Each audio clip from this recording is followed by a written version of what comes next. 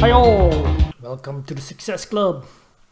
I'm now at chapter 13, The Gentle Art of Persuasion, from the book Selling Things, written by Orison Sweatmaarden.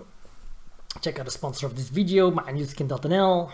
Awesome quality, high quality products and a great blog site. And you can also join my team in that awesome affiliate program. So let's get started. He is great who can alter my state of mind. Emerson. Don't struggle uphill when you can work on the level. When I was editor of a big magazine, I sent an assistant to interview a young man who had had most remarkable success in the life insurance business, to get from him the secret of his rapid rise. When my assistant returned, I asked him if he had succeeded in getting this interview. No, he said, but the insurance manager got me to take out quite a large insurance policy. This was a triumph of the art of salesmanship. The insurance man actually made his would-be interviewer forget that he had gone after and induced him to buy something he had not before thought of buying, yet something which undoubtedly it was to his advantage to buy. Why is it that one man will so easily change our whole mental attitude and make us do voluntarily the very thing that we had no idea of doing an hour before and thought we never could do, when another might have talked to us until doomsday about the same thing and never changed our mind a particle regarding it? Why is it that one man will convince us that we ought to buy an article which we were sure a few minutes before that we not only did not need or desire, but under no circumstances would buy? Because he is a past master of the gentle art of persuasion.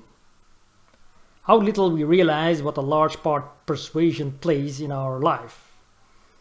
The clergyman, the teacher, the lawyer, the businessman, the salesman, the parent, each is trying to persuade, to influence, to win over others to his way of thinking, to his principles, to accept his ideas. Some characters are so tactful, so sunny, so bright, cheerful, and attractive that they never have to force or even to request an entrance anywhere. The door is flung wide open and they are invited to enter, just as we invite beauty, loveliness, and sunshine to enter our mind. Their very presence has a subtle influence in soothing and pleasing. They know how to persuade almost without uttering a word. Of the many elements which enter into scientific salesmanship, none is more essential than that of persuasion. A salesman often finds a would-be customer's mind absolutely opposed to his. He does not want the merchandise, or at least he thinks he does not, and is determined not to buy it. He braces himself against all possibility of persuasion, of being influenced to do what he has decided not to do. A little later, however, he cheerfully buys the article, pays for it, and feels sure he really wants it. His entire attitude has been changed by the art of persuasion, of winning over, which was all done by successive logical steps, each of which had to be taken in order, or failure would have resulted. The first step was to get the man's attention. Otherwise, the salesman could have done nothing with him. This of itself is often a difficult matter, to get the attention of a man who is determined not to look at our goods, or at your goods, who had made up his mind not to buy, and is braced against you. But a good salesman does not try to persuade a man to buy until he has not only secured his attention, but also thoroughly interested him in his proposition. Then he arouses his desire to possess the thing he has for sale. And when this is done, the sale is practically over.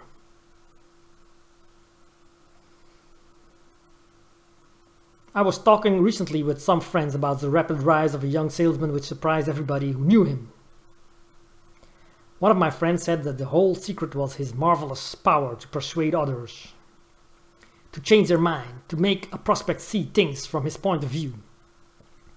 He said he had never before met another man who had such remarkable success in changing another's mind to his way of thinking. And this, he added, is the essence, the quintessence, if you will, of salesmanship. The power to make another see things as we see them. Persuasive power, the ability to win others over to our way of thinking, our way of looking at things, is not a simple quality. It is in reality made up of many admirable qualities which have more to do with the heart than the head. It is one of the lovable traits of human nature, which enables one to win out in many instances where head qualities would be of no avail. The best and most successful teachers are not always the most learned, but those who get hold of the hearts and their pupils, whose kindness, personal interest, and sympathy inspires them to do their best. The same qualities which, apart from scholarship, make the best teachers, also make the best salesmen. While education and intelligence are indispensable, it is not so much smartness, long-headedness, cunning as the warm human heart qualities which make a salesman popular and successful. There is a sort of hypnotic power which passes for persuasiveness and enables a man to get orders out at the outset, but it is not based on honesty and in the long run seriously hurts a man's business. A magnetic spellbinding salesman will often bring to his house larger orders than some other salesman, but in the end will lose customers and injure himself and his concern. While the one who does not sell nearly as much to start with will make many more friends and will hold his customers, because he looks out for their interest and only tries to sell them what is to their advantage to buy. He will not work off a large bill of goods upon them which he knows in his heart they should not buy. He studies their needs and so wins their confidence and goodwill. The ability to make others think as you do is a tremendous power and carries great responsibility. If it is not kindly and honestly used, it will prove a boomerang and injure most the one who uses it. He will soon become known as a spellbinder, and people will not do business with him. Mere palaver and soft soap do not cut nearly so much as of a figure in salesmanship as formerly. The time has gone by forever when a salesman is chiefly measured by his ability to tell good yarns and crack jokes with his prospects. Honesty first is the business slogan today. Spellbinding methods are not in demand. While you may and should be as affable as you please, you must be thoroughly sincere. Even in trying to approach a man through his hobby, great caution must be used. If he is a shrewd, long-headed man, he is going to see through any subterfuge. And if he gets the slightest idea that you are trying to string him, or if he sees the slightest evidence of insincerity or cunning, if he sees any plot back of your eye, your game is up.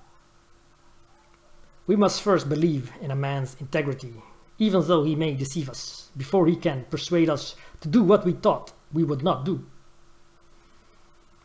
Today, it is the clean, straight from the shoulder talk, good facts that the average businessman wants. Yet the man of persuasive powers can present those facts in such a way that the prospect will be made to feel that the salesman is his friend and acting entirely in his interest.